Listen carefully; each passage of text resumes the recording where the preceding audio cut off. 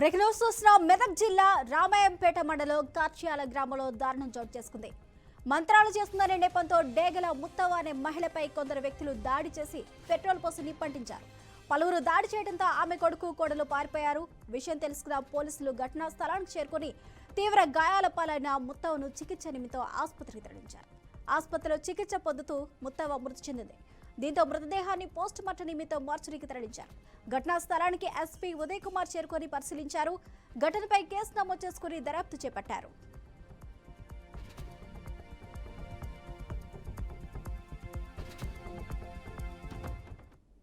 ఇవే ఇబ్బందులు ఉన్నాయి సార్. ఎప్పుడు ఆమె మీద ఎంతో పట్టుకొని పోయినా జ్వరం వచ్చినా ఈమెనే చేసింది మంత్రం ఈమెనే చేసిందని ఈమె మీద గొడవ అయింది మస్తులు అయింది. ఒకసారి ఇడికి వచ్చిర్రు అట్లా మాట్లాడుకోరు పొలంలో అయిపోయింది. ఇంటికి పోయినాక మళ్ళీ ఆమెను ఎప్పటి నుంచి కావలు కాస్తురో నిన్న వద్ద కావలు కాసిరా మన వద్ద కావలు కాసిరా రాత్రి కురేవాళ్ళు కొట్టిర్రు యాసిడ్ పోసిర్రు అంటి పెట్టిర్రు. కొడుకు అడమైతే కొడుకుని నూకేసిర్రు. మొగడు లేడు చూడబోయింది దేవుని కాడికి ఇక చంపేసిర్రు. ఇంకే ఇలా గతంలో ఏమన్నా ఉన్నాయా అప్పుడు? ఏం లేవు సార్. ఆమె గిదే ఒకటే మంత్రం వస్తుంది ఈమె మీద గదే నింది ఏం లేదు. బాయికడ లేదు బంధం.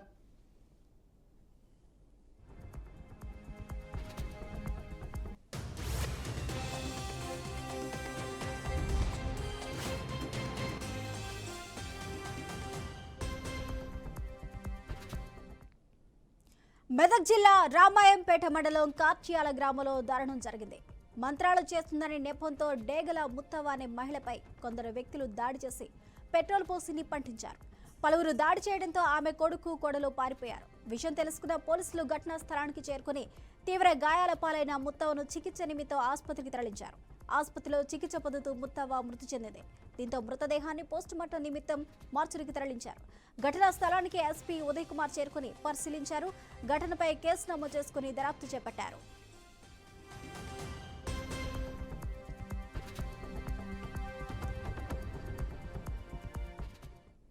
ఇదే అంశానికి సంబంధించి పూర్తి అప్డేట్స్ మా ప్రతినిధి బాషిత్ అందిస్తారు. బాషిత్, స్వప్న మంత్రాలు చేస్తుంది అంటూ ఒక మహిళను తీవ్రంగా కొట్టి పెట్రోల్ పోసి నిప్పండించి సజీవ దహనం చేసిన ఘటన మెదక్ జిల్లాలో తీవ్ర కలకలం రేపింది. నిన్న అర్ధరాత్రి మెదక్ జిల్లా రామాయంపేట మండలం కట్రయాల గ్రామంలో ఈ దారుణం చోటు చేసుకుంది. గ్రామానికి చెందిన డాగల ముత్తవ్వ అనే 50 సంవత్సరాల వృద్ధురాలు మంత్రాలు చేస్తుందని నెపంతో ఆ గ్రామానికి చెందిన కొంతమంది వ్యక్తులు ఆమెను తీవ్రంగా కొట్టి ఆ తల పగలగొట్టి ఆమె దాంతో పాటు కుటుంబ సభ్యుల ముందే ఆమెపై పెట్రోల్ పోసి తగలబెట్టి ఘటన చోటు చేసుకుంది. ఇంట్లో ఉన్న మహిళను బయటకు పిలుచుకొచ్చి తలపై గాయాల కొట్టి ఆమెను బాగా చిత్రహింసలు పెట్టి చంపడం జరిగింది. ఈ ఘటన తీవ్ర కలకలం రేపుతుంది. ప్రస్తుతం అయితే రామాయంపేట మండలంలో కాట్ర్యాల గ్రామంలో పోలీసులు భారీ బందోబస్తు పోలీసులు నిర్వహించారు. ప్రస్తుతం అయితే ఘటనా స్థలానికి ఎస్పీ కూడా చేరుకుని ఆ వివరణ తీసుకోవడం జరుగుతుంది.